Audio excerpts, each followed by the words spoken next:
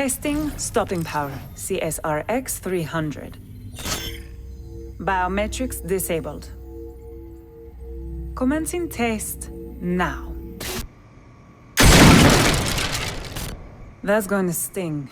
Disruption test LV explosive lance. Repositioning auxiliary walls. Launching on my mark.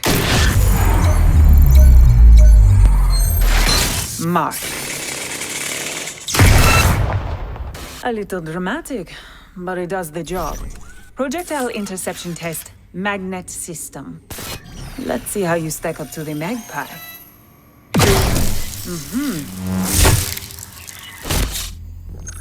Collateral damages within acceptable parameters. Marius will have to find some other way to prevent the magnet's deployment.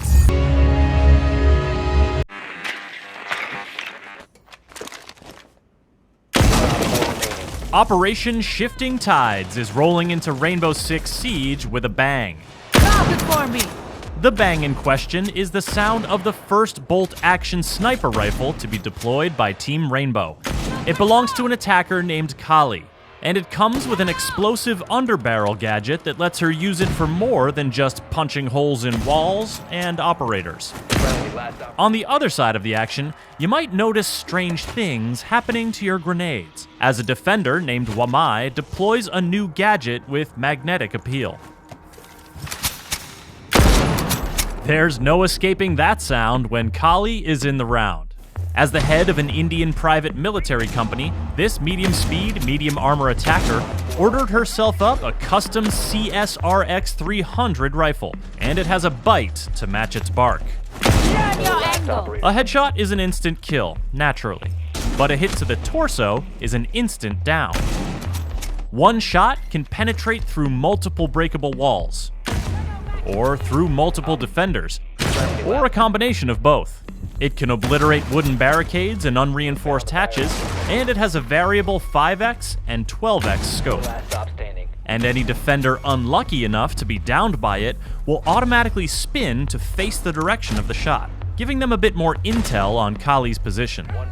Strong as it is, the CSRX 300 can't penetrate reinforced walls or hatches, but this is where Kali's gadget comes in. From her underbarrel launcher, she fires LV explosive lances. These projectiles burrow into breakable and reinforced surfaces. Then, they explode on both sides. That line of bandit batteries protecting your reinforced walls? Gone. Helpful mute jammers? Gone.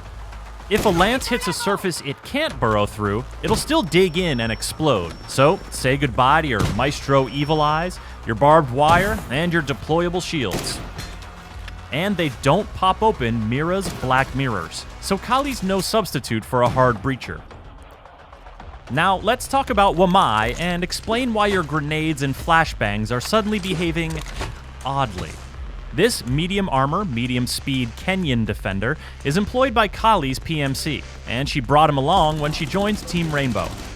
Wamai has a gadget called the Magnetic Neutralizing Electronic Targeting System, aka the Magnet.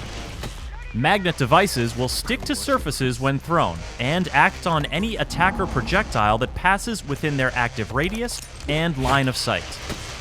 It goes like this. First, the magnet stops the projectile, resets its detonation timer, and pulls it in. The projectile then detonates at the magnet's location, and the magnet itself explodes. One magnet can grab one projectile. Flashes will still flash, frags will still frag, but they'll do so at a time and place dictated by Wamai's gadget. The magnet can meddle with a lot of gadgets, but it won't mess with Hibana's X-Kairos pellets or Twitch's shock drone charges. The devices themselves are easily destroyed if attackers spot them, and Wamai gains them gradually throughout the round, similar to Lesion and his goo mines. While Jaeger's ADS simply neutralizes incoming objects, Wamai takes a more creative approach by moving those objects around and sowing uncertainty among the attacking team. You've been watching these new operators do their thing on Theme Park, the latest map in the Siege lineup to get thoroughly reworked for balance and better competition. The new operators, Kali and Wamai, will be available at launch for Year 4 pass holders and Uplay Plus subscribers, and a week later, all players will be able to unlock them with Renown or R6 credits. For more on Rainbow Six Siege, subscribe to our YouTube channel and visit us at news.ubisoft.com. Loading doors!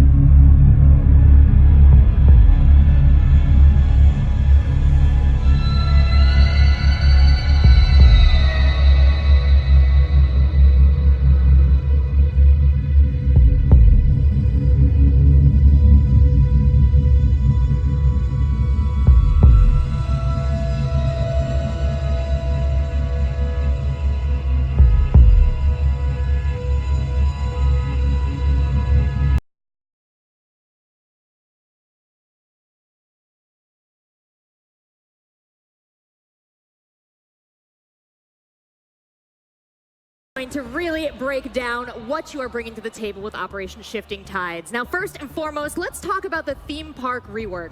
We met Theme Park in 2017, but you guys have brought us some changes to the map, 3 big ones, in fact. So what's the first one? Right, so the first one has to do with visibility. So as we know it, Theme Park is a pretty dark map, but it gets even worse once you start going into Haunted House. So this creates a few issues. The first one being that it's hard for players to actually find their targets, and it makes it so much easier for the defenders to hide. And also, the defenders do get an advantage for traps. So imagine the frost going on the dark floor when there's no lights. It's pretty hard to find, and that creates a lot of frustrations.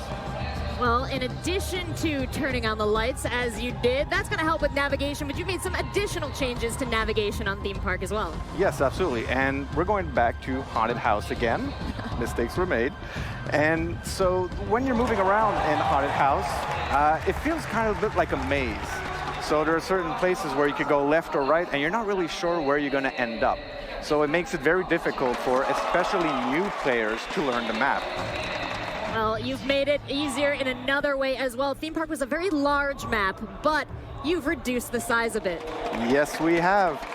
So terrain is pretty much what makes the map so big. It really contributes to the size of the map. And the problem with it is that there are so many hiding spots in that section that even if the attackers would drone out the defenders, it is so easy for them to just go back and hide in another hiding spot at that in there. Well, taking a look at the map right now, and I notice train is gone completely. The train has left the station. Absolutely, that's very well put. It's gone, it's not coming back. And so the way we did it, we pretty much sliced it up like a cake, removed it, and and we took what was left and we smushed it back together. So that made 2 pretty good things, which was giving a more reasonable footprint to the map in general, and it also permitted us to make some better connections between the 2 parts of the building. And I noticed the way that you guys have handled areas in the map that you don't like. You just took them right out. But in the case with another area, you've given us something else in exchange. Yes, exactly. Haunted House is no longer Haunted House. It is goodbye. Chinese Castle. And so we have a whole new layout on the first floor with a whole new bomb site, which is armory and throne room. And so we simplified the whole layout, which makes it that you can move around so much easier. The flow is so much better.